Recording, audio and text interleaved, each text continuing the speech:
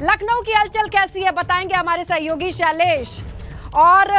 ये जो चीजें हैं ये बहुत मायने रखती हैं। शैलेश, वहां मुलाकात का वक्त बीतता जा रहा है, अब कयासों का अपना एक अलग एंगल, एक डायमेंशन फैलता जा रहा है, क्या क्या कयास लगाए जाएं? देखिए, निश्चित रूप से शिवपाल यादव और आजम खान की जो मुलाकात है, इसकी वजह से सपा अध्यक्ष अखिलेश यादव की मुश्किलें जो है वो कहीं ना कहीं बढ़ सकती हैं और उनकी परेशानी बढ़ना देखिए शुरू हो चुकी है। जिस तरह से लगातार हमने देखा कि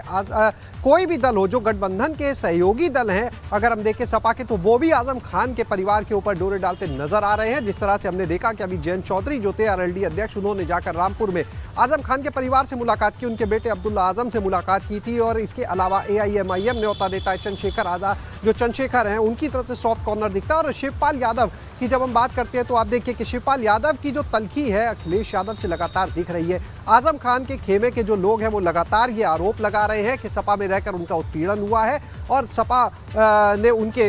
रिहाई के लिए कोई बहुत मेहनत नहीं की है। तो ये आरोप लगाते हुए तमाम लोग लगातार पार्टी छोड़ते जा रहे हैं। कल जिस तरह हमने देखा कि पूर्व मंत्री स्वामी प्रसाद मौर्य के भतीजे ने भी सपा को छोड़ दिया। इसके अलावा सपा के अपने विधायक जो हैं उनमें जिस तरह से बगावत के सुर भी नजर आए हैं इस पूरे मामले को लेकर। और इस बीच में अब शिवपाल यादव, जो पहले से ही तलखी दिख रही थी चाचा भतीजे के बीच की, और आज वो मिलने के लिए पहुंच गए, सुबह ही पहुंच गए। और कल ही उन्होंने देखिए कहा भी था कि बहुत जल्द वो मिलने जा सकते हैं। और आप देखिए कि आज सुबह ही शिवपाल यादव जो है वो पहुंच गए सीतापुर जेल में आजम खान से मुलाकात करने के लिए। तो ये जो मुलाकात है ये कहीं ना कहीं एक और बड़ा झटका हो सकती है समाजवादी पार्टी के लिए। जिस तरह से लगातार समाजवादी पार्टी में अंतर विरोध की स्थिति देखने को मिल रही है जब से चुनाव के परिणाम आए हैं, तो आप ये देखिए कि भले ही दूसरे नंबर की पार्टी जरूर है, लेकिन जिस तरह से अंतर विरोध देखने को मिल रहा है, चाहे वो बात की जाए जब हार का ठीकरा फोड़ने की बात थी, तो जो सहयोगी थे वो हार का ठीकरा पार्टी के नेताओं पर एक दूसरे पर आरोप प्रत्यारोप में लग जाते हैं। उसके बाद में अगर आप देखें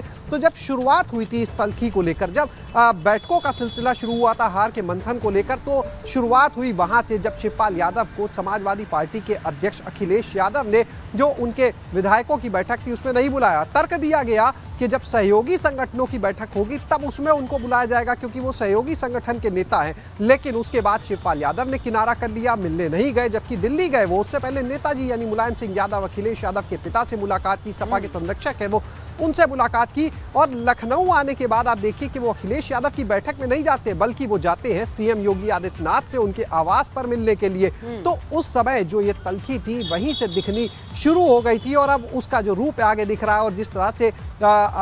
शिवपाल यादव ने हमारे चैनल पर ही ये बात बोली कि उचित समय आने पर निर्णय लेंगे, तो ऐसा लगता है कि अब वो समय लगभग करीब आ गया और बहुत जल्द शिवपाल यादव की क्या ये उचित समय की भूमिका है? एक अहम चीज, क्या ये उचित समय की भूमिका बांधने की कोशिश कर रहे हैं कि जब एक प्रॉपर प्लान के साथ आए, एक प्रॉपर क्लीन स्लेट पे फिर से कुछ नया लिख करके सामने आए? क्या इसी तैयारी का एक हिस्सा हो सकता है कि आजम का हाल चाल जाने आने वाले वक्त में, अगर वो आज जैसे फैसला आता है तो ईद में उनके साथ सेवैयां खाते हुए भी तस्वीरें आए और उसके भी मायने कुछ और हों?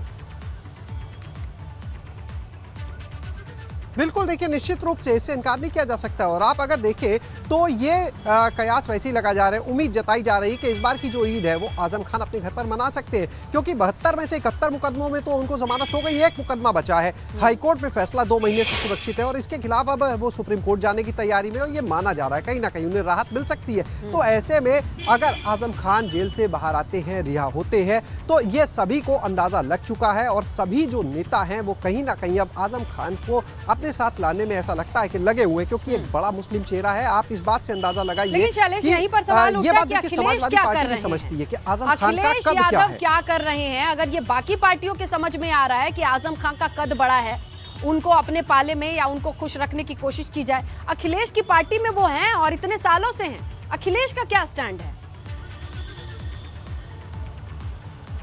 बिल्कुल, सबसे बड़ी बात जो पार्टी के नेता है, देखिए हम आपको बताएं कि तमाम विधायकों से हमारी पार्टी के अंदर नेताओं से बात हुई है और उन विधायकों ने, उन नेताओं ने ऑफ कैमरा ये बात बोली है कि कहीं ना कहीं जो सलाहकार है वो सही सलाह नहीं दे रहे हैं। ये बात दबी जुबान में इस समय पार्टी के नेता बोलने लगे हैं। और देखिए जब नेताओं के अंदर से ये सुर आने लगे तो आप समझ लीजिए कि हालात पार्टी के लिए अच्छे नहीं है। हम आपको बताएं कि कल भी हमारी एक पार्टी के बड़े नेता से बात हुई, एक विधायक से बात हुई, उन्होंने ये बात बोली, कहने लगे कि ऐसा लगता है कि कहीं ना कहीं सही समय पर सही निर्णय नहीं लिया जा रहा है। जो सलाहकार हैं वो सही सलाह नहीं दे रहे हैं कि ऐसे में क्या करना चाहिए, क्योंकि जहां तक बात है आजम खान के कद की, तो आप चुनाव के पहले की जाना भी जरूरी हो जाता है कि चुनाव के पहले जिस समय प्रचार हो रहा था तो उस समय भी जो अखिलेश यादव का रथ निकला था उस पर भी आजम खान की तस्वीर बनी थी। यानी महत्व वो जानते थे कि इस चेहरे का क्या महत्व है, खास तौर से रामपुर, पश्चिमी यूपी और मुस्लिम समुदाय के बीच में इस चेहरा का महत्व है वो अच्छे से जानते थे। पार्टी ने एक फैसला लिया कि एक परिवार में दो लोग को टिकट नहीं दिया जाएगा, लेकिन आजम खान के परिवार में ऐसा नहीं हुआ, दोनों को टिकट दिया, दोनों लोग जीते। यानी